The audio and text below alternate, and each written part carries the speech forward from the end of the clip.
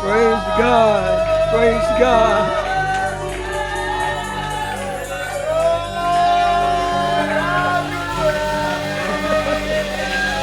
Thank you, Lord. What a sweet presence of the Lord today.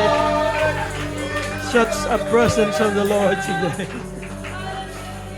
Hallelujah, hallelujah, hallelujah, hallelujah. Praise the name of the Lord.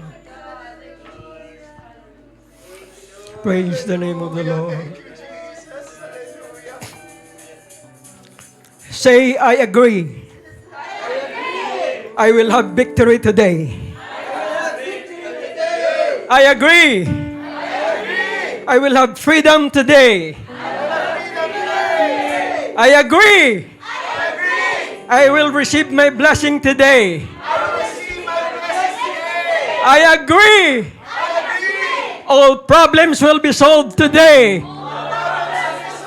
Palakpakan po natin ang Panginoon. Hallelujah, hallelujah, hallelujah.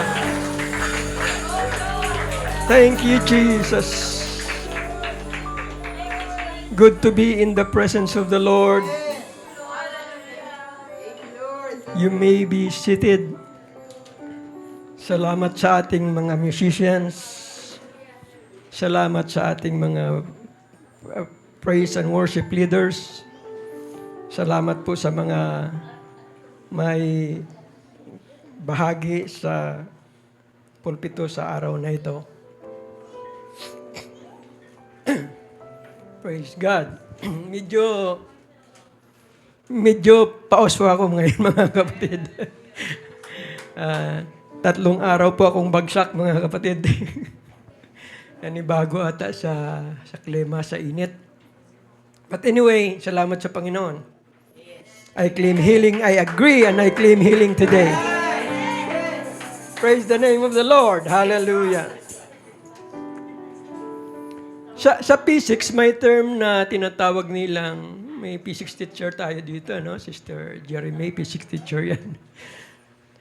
Sa P6, may term na tinatawag nilang entropy. Yeah. Entropy is a gradual decline to disorder. Ang ibig sabihin ng entropy is a gradual decline to disorder. Kapag ang isang electric fan ay sira at pinabayaan mo, hindi po yan maayos sa sarili. Kung susundan mo yung batas ng entropy, kapag ang sirang air fan ay pinabayaan mo, hindi po yan maayos sa kanyang sarili, mabubulok po yan unti-unti. Unti-unti. Sa pagdating ng panahon, wala ka na talagang mapakinabangan. Ganon din po ang ating paglilingkod sa Panginoon. Kapag pinabayaan po natin ang ating paglilingkod sa Panginoon, unti-unti, hindi po yan naaayos kung hindi mo asikasuhin. Ang iyong buhay, kapag hindi mo aayusin araw-araw, unti-unti po yan, mabubulok. And everybody say amen. Sa Greek po ay mayroong 2 term ang time. Sa salitang Grego, may 2 term po ang time. Ang una ay ang word na chronos. Diyan po nagsimula yung word nating chronology. Chronological. It is measured by seconds, minutes, hour, days, weeks, months, years, century, so forth. Yan po ang chronos. But there is another Greek word for time which is kairos. Okay, na ang ibig sabihin, a specific time. Specific time. It is not measured, but on a specific time. That's why when the Bible said, in the fullness of time, that is not chronological. That is not chronos. That is kairos. Na ang ibig sabihin, sa tumpak na panahon, God sent forth His Son, made of a woman, made under the law.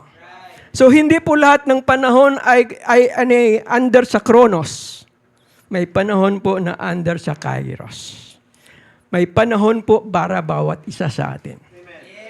May panahon. Antayin mo ang tumpak na oras. And everybody say amen. Now, balikan po natin yung entropy. Kapag ang gatas ay pinabayaan mo, ito ay mapapanis, mabubulok. Ano ang sunod na stage? Magiging yogurt siya. Mas mahal yung yogurt kaysa sa gatas. Okay? Ngunit, kapag pinabayaan pa natin yung yogurt, hindi natin inasikaso, mas lalo siyang mabulok. Kung inyong mapapansin, ang gatas, pag pinabayaan mo, magiging yogurt siya. Tama ba ako? Okay.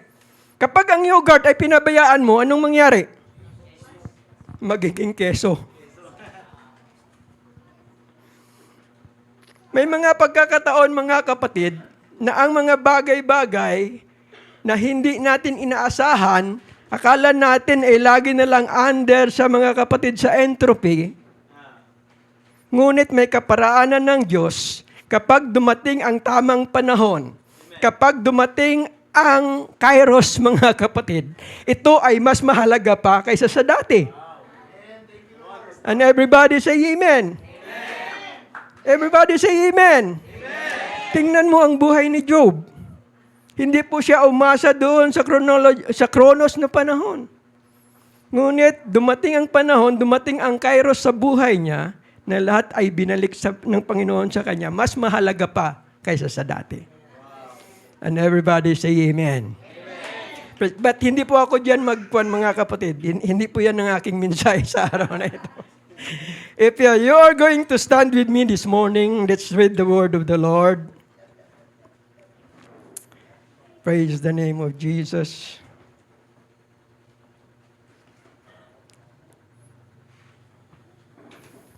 Salamat sa Panginoon sa pagkakataon na ipinagkaloob niyo sa atin. Magulo, mga kapatid, ang mga nangyayari sa ating kapaligiran sa ngayon. Ano? Kikita niyo ang gulo sa Senado, kikita niyo yung gulo sa GSIS, kikita niyo yung gulo sa kahit saan-saan, mga kapatid, magulo. But we are not looking for that. Ang atin pong inaantay ay ang karyos, mga kapatid, na pagdating ng ating Panginoon on a specific time. Praise God. Joshua chapter number 1, a very common verse, mga kapatid. Joshua chapter number 1 and verse 8.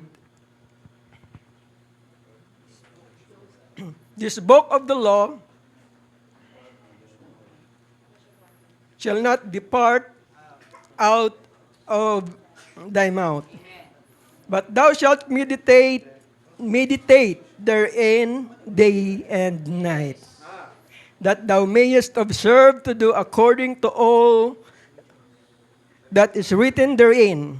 For then thou shalt make thy way prosperous, and then thou shalt have good success. Panginoon, maraming salamat po sa pagkakataon na pinagkaloob mo sa amin. Samantalang hinahayaan namin, Panginoon, na bakante ang aming kaisipan, hinahayaan namin, Panginoon, na ito'y bukas, punuin mo ito, Panginoon, ng mga pagpapala na nagmumula sa iyo. Busugin mo, Panginoon, ang aming mga kaluluwa sa araw na ito sa pamamagitan ng iyong mga salita. Sapagkat alam namin, Panginoon, that man shall not live by bread alone, but by every word that proceeded out of your mouth. Salamat, Panginoon, sa mga kapatiran na nandito. Pagpalain mo po ang bawat isa sa pamamagitan ng iyong mga salita. Sa pangalan ni Jesus. Amen. Ang kaisipan po na aking dadalhin sa inyo ay madalang po ito. Ewan ko lang kung may narinig na kayo na ganitong kaisipan o may nangaral na sa inyo tungkol sa meditation.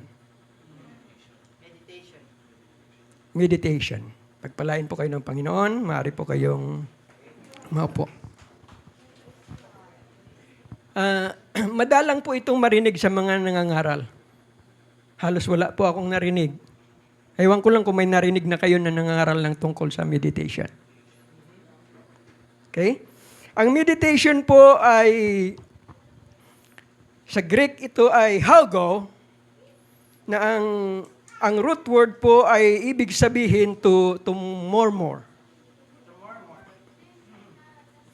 Or to have an implication to ponder. Okay? Or to roar. Or to speak. Or to talk and to utter. Yan po ang ibig sabihin ng meditation. Na kung ating titingnan, it is to dwell on anything in thought. Ito po ay ang pagpapanatili sa isang bagay na iyong iniisip.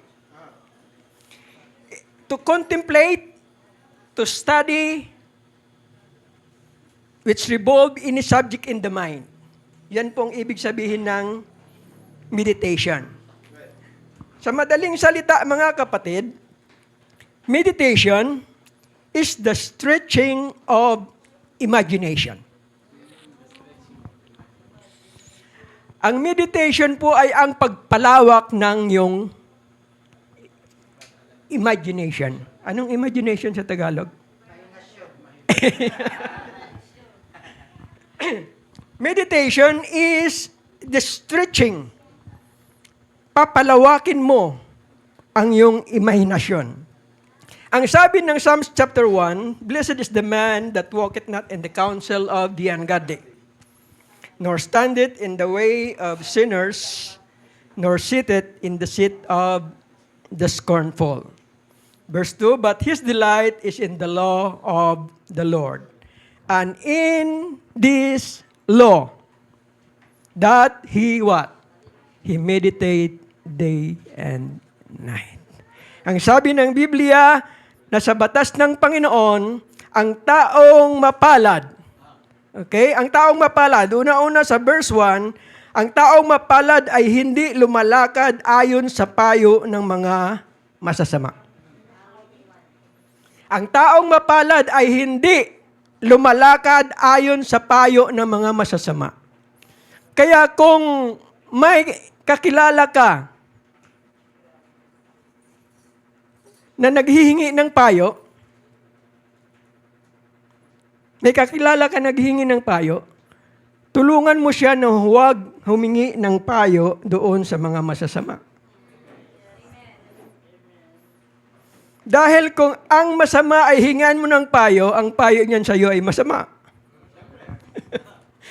Okay? Kaya ang sabi ng Biblia, mapalad ang tao na hindi naglalakad ayon sa payo ng mga masasama. Lalong higit, nor standeth in the way of sinners. Progressive po ito, mga kapatid. This is a progressive aspect. Unang-una, mapalad yung hindi naglalakad. Okay? Sabi niya, mapalad ka kapag hindi ka naglalakad ayon sa payo ng mga masasama. Lalong higit, mas lalong mapalad ka kung hindi ka uupo.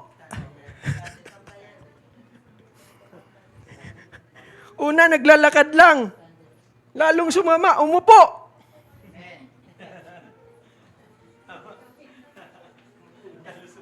Naglalakad, tapos tumayo, tapos umupo.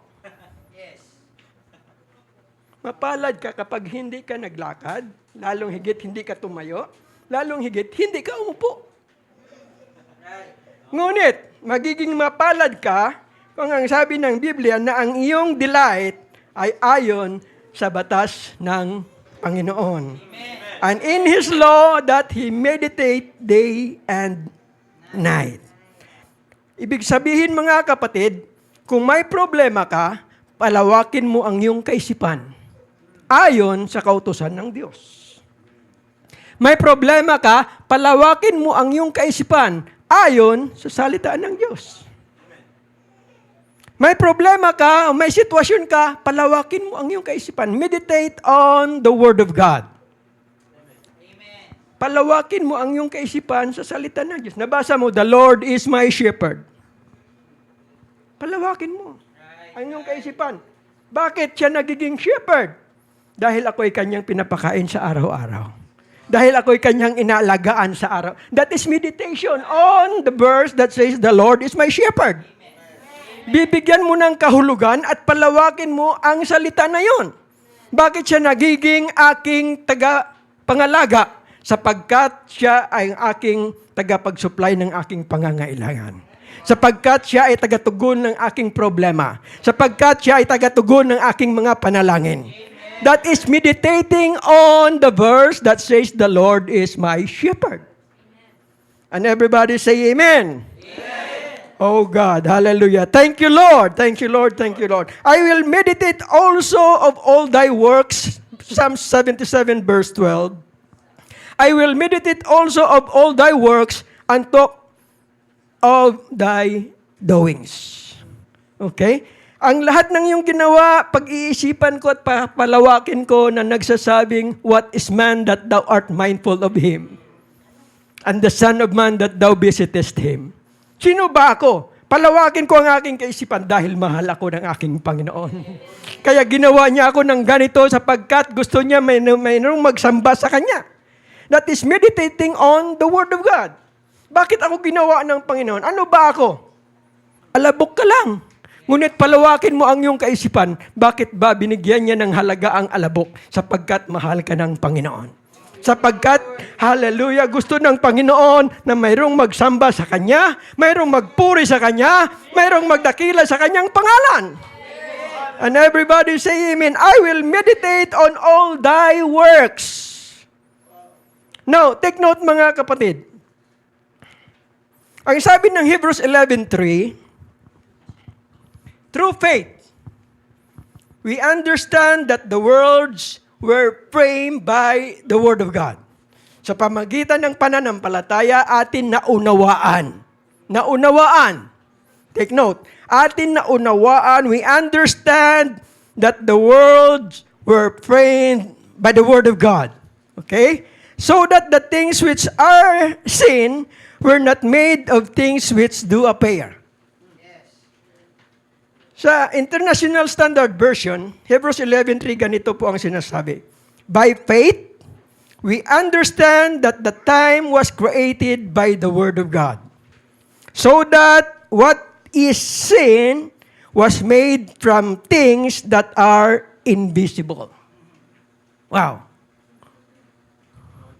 Ang mga bagay-bagay na nakikita natin ay ginawa galing sa mga bagay na hindi nakikita.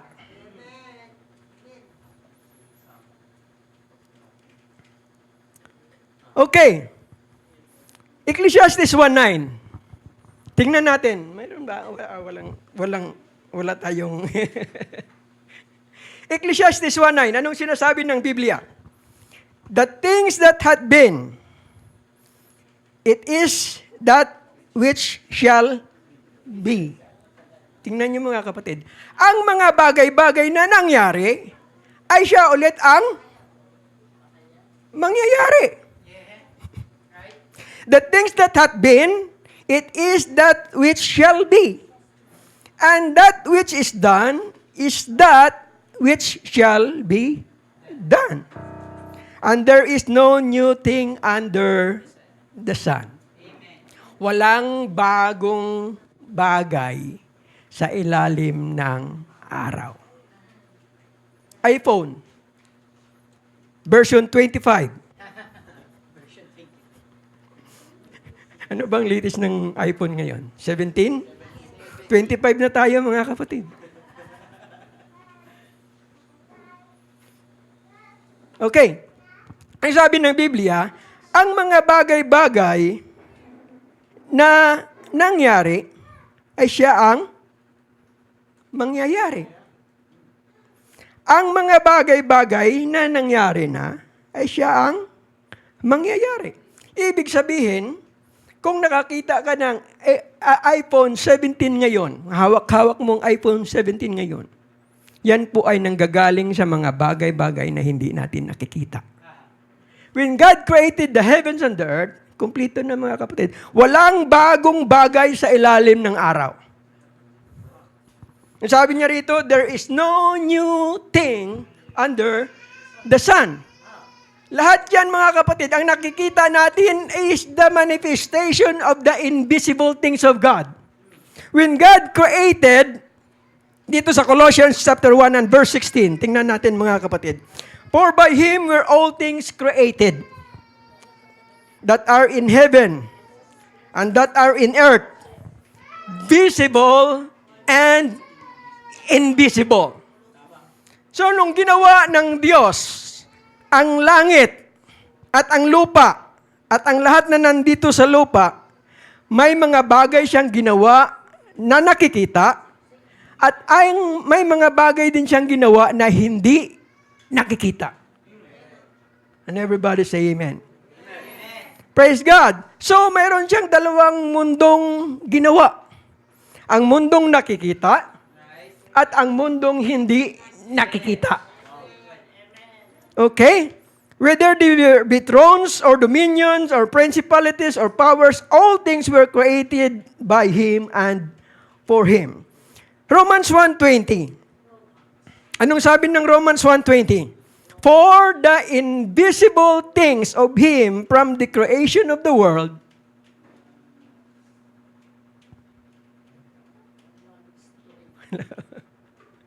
for the invisible things of Him from the creation of the world are what? Are clearly seen, being understood by the things that are made. Wow. For the invisible things of Him from the creation of the world are clearly seen, being understood by the things that are made. So kung nakakakita ka ng iPhone 17, dati na yan nag-exist. Hindi mo lang nakikita. And everybody say amen. Amen. Kung may iPhone 18, hindi pa natin nakikita, pero darating ang Kairos. Darating ang Kairos. Makikita mo ang iPhone 18. Ginawa na yan ng Panginoon sa pasimula pa. Saka mo lang siya maunawaan kapag nakita mo na siya. And everybody say amen. Ganon din sa ating pag-meditate sa salita ng Panginoon. May mga bagay tayong hindi naunawaan. May mga bagay tayong hindi naintindihan. Ngunit darating ang panahon, sa tamang panahon, pag-meditate natin ang mga bagay-bagay na ito, saka natin maunawaan. Take note, your prosperity depends on how much are you feeding yourselves with the Word of God. Ang pag-unlad mo ay nagdidepende sa iyo kung papaano mo pinapakain ang iyong sarili sa salita ng Diyos. Ang ibig kong sabihin, kung papaano mo sinistretch ang iyong imagination sa meditation. Kapag pinalawak mo ang iyong pag-uunawa sa salita ng Diyos, magiging maunlad ka. It all depends on how much you feed yourselves in the Word of God. Because meditation is like chewing the Word of God. Meditation is not complete unless you open your mouth, because meditation will bring about truth. Meditation on the Word of God will bring about truth. Sabi ng 2 Corinthians chapter 4 and verse 13, we having the same spirit of faith, according as it is written, I believe, and therefore have I spoken. We also believe, and therefore speak. Ang ganong klase ng espiritu ng pananampalataya, ayon sa nasusulat, tayo ay naniniwala, kaya tayo ay nagsasalita. At ang sabi ng Biblia, and we also believe, and therefore speak. Kaya kapag ikaw ay naniniwala, buksan mo ang iyong bibig at sabihin mo, Panginoon, ako'y naniniwala. And everybody say amen. Alam po ng demonyo ang sikreto na yan. The devil believes, trembles, and they speak. Kung titingnan po natin, dito po sa James, chapter 2 and verse 19. Thou believest that there is one God, thou doest will.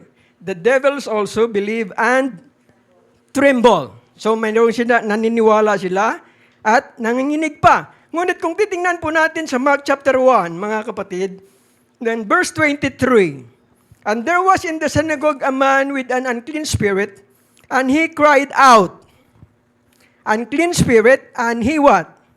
He cried out. Verse 24, saying, let us alone. What have we to do with thee, thou Jesus of Nazareth?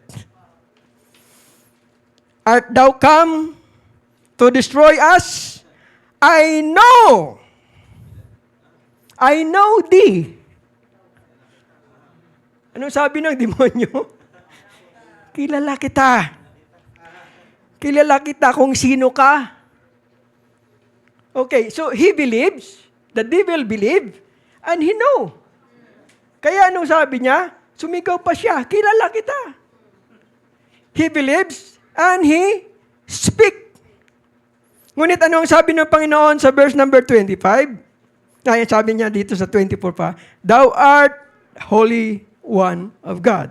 Verse 25, and Jesus rebuked him saying, tumahimik ka nga dyan. Tumahimik ka nga at lumabas ka na. Now, bakit kaya pinatahimik ng Panginoon ang demonyo? Nagtitestify lang naman, nakilala siya. Kung inyong maalala, mga kapatid, sa Matthew chapter number 16, dumating ang Panginoon kasama sa ang Panginoon ng kanyang mga alagad. Ang sabi niya sa Mark chapter number 16 and verse 13, he asked his disciples saying, whom do men say that I, the Son of Man, am? Anong kanilang mga sagot? Dami nilang sagot. Dami ang pagkakilanlan nila sa Panginoon. Ngunit ang sabi ng Panginoon, but who do you say I am? But whom say ye that I am? And Simon Peter answered and said, verse 16, thou art the Christ, the Son of the living God. Okay? So, ang pagkakilala ng mga apostolis sa Kanya, ang mga alagad sa Kanya, He is the Christ, the Son of the living God. Ngunit may mga iba pa man na maraming pagkakilanlan sa Kanya.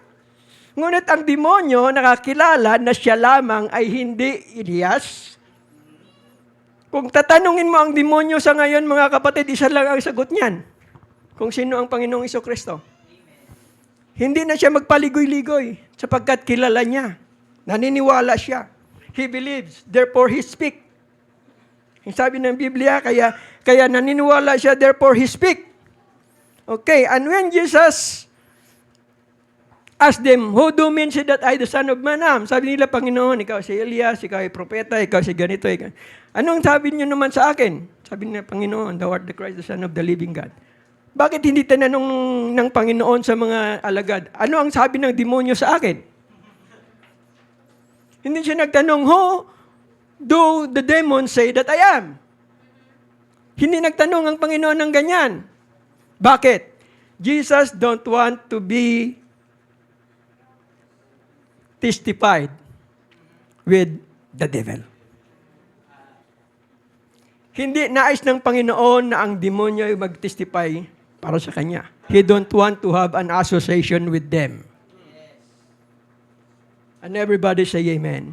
So kung atin pong palawagin ang salita ng Panginoon, when we meditate on the Word of God, we have to acknowledge Him, who He is, at ipalawakin po natin ang ating kaisipan sa salita ng ating Panginoon, sapagkat alam po natin na ang mga bagay-bagay na ating nakikita ay hindi talaga ang ganyang nakikita natin na physical, ay may panahon na yan po ay magbabago, at yan po ay magde-deteriorate kung ating pababayaan. At kapag hindi po natin inasikaso ang mga bagay-bagay na ating natatanganan sa ngayon, darating ang panahon, mga kapatid, pagdating ng Kairos, mabubulok yan. Ngunit kung atin alagaan ang ating pananampalataya, alagaan natin ang ating pagsamba, alagaan natin ang ating paglilingkod, alagaan natin ang ating pagpupuri, alagaan natin ang ating katapatan, alagaan natin, mga kapatid, ang ating katinuan sa pangalan ng ating Panginoon. Mga kapatid, hindi tayo papasok doon sa pagkakabulok kung hindi magiging, hallelujah, magandang value tayo sa harapan ng ating Panginoon. And everybody say amen. Kung titingnan niyo, mga kapatid, ang isang buting tubig, kung bibilhin mo sa grocery, magkano? Magkano? Yung mineral water, 20. Okay, palagay na lang natin yung 20. Okay? Kapag binili mo yan sa grocery, 20. Pero kapag binili mo yan doon sa sports event, sa loob ng Araneta Coliseum, magkano na? 30-40 na.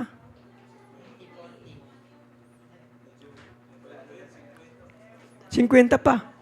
Ang halaga, ang laman pareho. Ang halaga ay nagkakaiba. Depende sa lokasyon. Depende sa lokasyon. Kung nakasakay ka sa aeroplano, magkano na kaya yun? Kung sa loob ka ng airport, doon ka bibili, magkano kaya yun? Ganyan din tayo, mga kapatid. Ganyan din tayo. Kung tayo ay nasa ganitong kalagayan, ang tingin ng tao sa atin, wala yan. Ganyan yung value niyan. Pero mga kapatid, kung alam nila kung saan tayo nakatayo sa harapan ng ating Panginoon. Kung alam nila, hallelujah, na tayo ay nakatayo sa harapan ng trono ng Diyos. Napakalaki ng ating halaga. What is man that thou art mindful of him? Napakahalaga natin sa harapan ng Panginoon. Napakahalaga natin dahil ng Diyos mismo na may-ari ng buong sanglibutan. Ang Diyos mismo na lumikha sa atin ay bumaba upang magpakamatay para sa ating mga kasalanan. Ganyan tayo kahalaga sa ating Panginoon. Huwag niyong sabihin, wala kayong halaga, mga kapatid. Palawakin niyo ang inyong kaisipan sa salita ng Diyos. Meditate on the Word of God and you will know your value. Malalaman mo kung gaano ka kahalaga sa harapan ng Panginoon. Baka sabihin mo, Panginoon, mahirap lang ako. Hallelujah. Sabihin mo, Panginoon, wala po akong kakayanan. Ngunit mga kapatid, napakahalaga ka sa harapan ng Panginoon na kahit ikaw na lang mag-isa, pupunta pa rin siya rito upang ikaw ay iligtas. And everybody say, glory to the name of the Lord. Glory to the name of the Lord. Hallelujah, hallelujah, hallelujah. Thank you, Jesus. Thank you, Jesus. Thank you, Jesus. Salamat po, Panginoon. Oh, hallelujah. So mga kapatid, napakahalaga na dapat natin i-meditate ang salita ng Diyos. Kapag binabasa natin paulit-ulit, mga kapatid, unti-unti lumalawak sa ating kaisipan. Ako ang unang-unang aamin sa inyo, wala po ako gaanong nalalaman sa salita ng Diyos. Wala po. Dahil sa panahon na ito'y aking bubuksan, mas lalong may malalalim pang kahulugan na hindi ko naunawaan. May mas malalim pang kahulugan na hindi ko naintindihan. Sapagkat ang salita ng Diyos ay walang hanggan. Heaven and earth shall pass away, but the word of God will never pass away. So may mga bagay-bagay dyan na dapat nating ipalawakin ang ating kaisipan para malaman natin kung gaano kahalaga ito para sa ating buhay. And everybody say amen. Huwag niyong baliwalain ang inyong prayer life, ang inyong family altar, ang inyong pledge, ang inyong devotion, ang inyong Sunday school, ang inyong lahat-lahat ng inyong mga ginagawa. Huwag niyong ibaliwala, mga kapatid, sapagkat yan ay mahalaga sa harapan ng ating Panginoon. Oh, hallelujah, hallelujah, hallelujah, hallelujah. Kaya nga, kanina sa binasa nating ating Bible verse, Let the words of my mouth and the meditation of my heart be acceptable in thy sight, O Lord, my strength and my Redeemer. Amen. Let us always meditate on the Word of God. Hindi lang basta tayo nagbabasa ng nobela, mga kapatid, kapag binabasa natin ang ating mga Bible. Pagamat ito ay may kabahaging nobela, ito ay may istoryang romance, ito ay may history, ito ay may science, lahat ng aspect, mga kapatid, nasa Biblia. Praise God. So, if we can just only meditate on what we are reading, on what we are hearing, on what the Word of God says, at palawakin natin, tatanggap po tayo ng pagpapala na nagmumula sa ating Panginoon. Kaya nga, as I close, ang sabi ni Paul sa Philippians chapter 4, number 8, finally, brethren, whatsoever things are true, whatsoever things are honest, whatsoever things are just, whatsoever things are pure, whatsoever things are lovely, whatsoever things are of good report, if there be any virtue, if there be any praise, don't just think on these things. Meditate on these things. Huwag lamang isipin, mga kapatid. Palawakin mo kung bakit ito'y nagiging totoo. Totoo ito sapagkat ito ay aking naranasan. Totoo ito sapagkat ito ay nangyari sa aking buhay. Totoo ito sapagkat ito ay aking napatunayan. Bakit ito ay matuwid? Sapagkat ito ay tumuwid sa akin. Sapagkat ito ay nagbigay sa akin ng katwiran. Bakit ito ay good report? Sapagkat sa pamamagitan ng salitang ito, nagiging ligtas ako sa kasalanan. Dahil sa mga salita ng Panginoon, hallelujah, lumuwag ang aking kaisipan at naligtas ako sa kasalanan. Oh, hallelujah. Kung inyo lamang i-meditate ang salita ng Panginoon. Kaya nga sinabi ni Pedro, babalik ako sa Acts 2:38. Lagi po nating naririnig ito. Then Peter said unto them, repent. Bakit ako mag-repent? Kung i-meditate mo ang word na repent, sasabihin mo, sapagkat ako ay nagkasala. Sapagkat ako ay nalugmok sa kasalanan. Sapagkat ako ay napabayaan sa pagkakamali. Kaya, sabi ni Pedro, magsisi. Ang bawat isa sa inyo, repent, be baptized, every one of you, in the name of Jesus Christ. For what? For the remission of sin. Kung palawakin mo, if you meditate on the word remission, bakit remission? If you meditate on that, if you stretch your imagination, bakit Panginoon tubos? Sapagkat ikaw ay sinanda sa kasalanan. Hindi mo mababawi yon hanggat hindi ka tinubos. Kapag ikaw ay nakasanla sa kasalanan, hindi ka pwedeng bawiin na walang kabayaran. Nakasanla po tayo sa kasalanan. Nakasanla po tayo sa kamatayan. Kaya ang salitang tubos, kapag ating pinalawak, dahil tayo mga kapatid ay binigyan ng halaga, binigay ang halaga para sa ating katubusan. Ano ang halagang yan? Ang sabi ng Biblia, ang halagang yan ay ang dugo ng ating Panginoong Hesukristo. But without the shedding of blood, there is no remission of sin. Kapag walang pagkabuhos ng dugo, walang katubusan ang ating mga kasalanan. Salamat sa Panginoon na siya ay nagkatawang tao. Ibinagbayubay doon sa cross para sa katubusan ko. Para sa katubusan ko. Tinubos ako ng Panginoon binayaran ng Panginoon ang aking mga pagkakasala. Kaya masabi ko sa oras na ito, ako ay malaya sapagkat ako ay tinubos ng Panginoon. Dapat ko siyang pasalamatan, dapat ko siyang purihin, dapat ko siyang sambahin sapagkat ako ay kanyang tinubos mula sa lusak ng kasalanan. Ako ay tinubos, nilinisan sa pamamagitan ng kanyang bautismo sa kanyang pangalan. At anong ako ay malinis na, nilagay ako ng Panginoon sa isang lugar kung saan ako ay magiging banal sa kanyang harapan. Let us meditate on the Word of God. Let us worship Him. Glory to the name of the Lord. Glory to the name of Jesus. We love you, Lord. We love you, Lord. We love you, Lord. Thank you, Jesus. Salamat, Panginoon. Namatay ka alang-alang sa akin. Ano bang halaga ko, Panginoon? Nagiging mahalaga lang ako, Panginoon, sapagkat binayaran mo ang aking kaligtasan. Binayaran mo, Panginoon, ang aking mga pagkakasala.